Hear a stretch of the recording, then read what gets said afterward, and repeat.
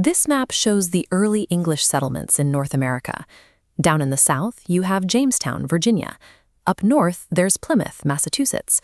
Look right between those two early hubs. For years, there was a vast space separating them.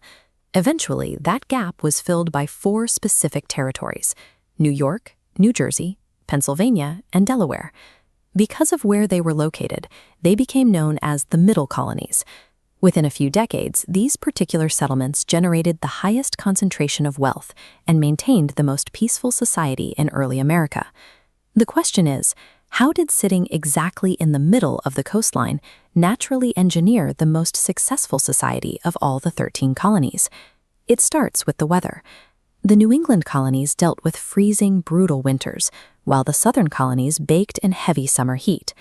The middle colonies sat right in a temperate pocket, giving them cold winters and warm, manageable summers.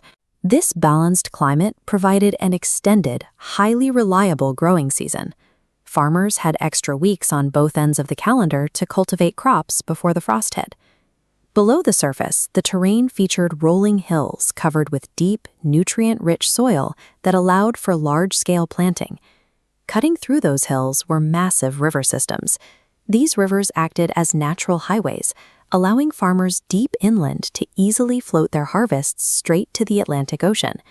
That exact combination of fertile soil, temperate climate, and navigable rivers created a geographic engine. The land itself was primed for an economic explosion. Because of that soil, farmers produced a massive surplus of crops, specifically fields of wheat, oats, and grains. They grew so much grain that the region earned the nickname the Breadbasket colonies. All that surplus grain had to go somewhere. This map of Philadelphia from 1750 shows a dense urban grid plotted right against the river. Bustling trade cities sprang up precisely where these inland waterways met the coast to manage the flow of exports.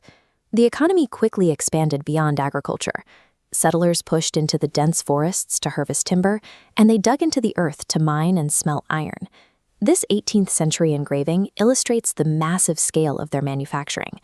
With abundant timber and iron, shipyards constructed large wooden vessels, while inland towns established textile factories to process raw materials into finished goods. Running a complex economy of farms, mines, and shipyards required an enormous amount of human labor. The existing population simply could not supply the sheer number of workers needed to keep the system moving. The solution started with William Penn. The King of England owed Penn's father a financial debt. To pay it off, the king granted Penn a giant tract of land of North America, which became Pennsylvania. Penn was a member of the Quaker faith. This image of a Quaker gathering shows their communal, open seating, reflecting a belief in equality. Quakers practiced pacifism, meaning they refused to participate in war or violence, and they formed the first organized anti-slavery group in the colonies. Penn applied these beliefs directly to his new colony, establishing Pennsylvania as a haven with complete religious freedom. Anyone could settle there without fear of state persecution. That open-door policy triggered an immediate demographic shift. People fleeing religious conflicts in Europe, including Catholics, Jews, and Lutherans, poured into the region. Penn's pacifist approach extended to foreign policy as well. The colony prioritized negotiation over conquest, forming peaceful alliances and stable trade networks with local Native American tribes. By guaranteeing physical safety and freedom of belief, the Middle Colonies attracted a massive, diverse influx of settlers. They pulled in the exact highly motivated workforce required to operate their sprawling breadbasket economy. The geography and the society were perfectly linked.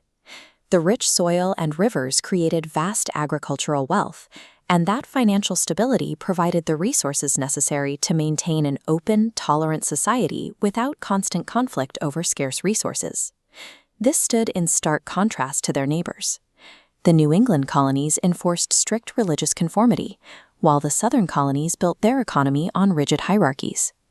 The middle region proved that religious tolerance and cultural diversity were highly effective and remarkably profitable economic strategies. By combining geographic prosperity with a policy of social belonging, the Middle Colonies drew up the blueprint for the future United States.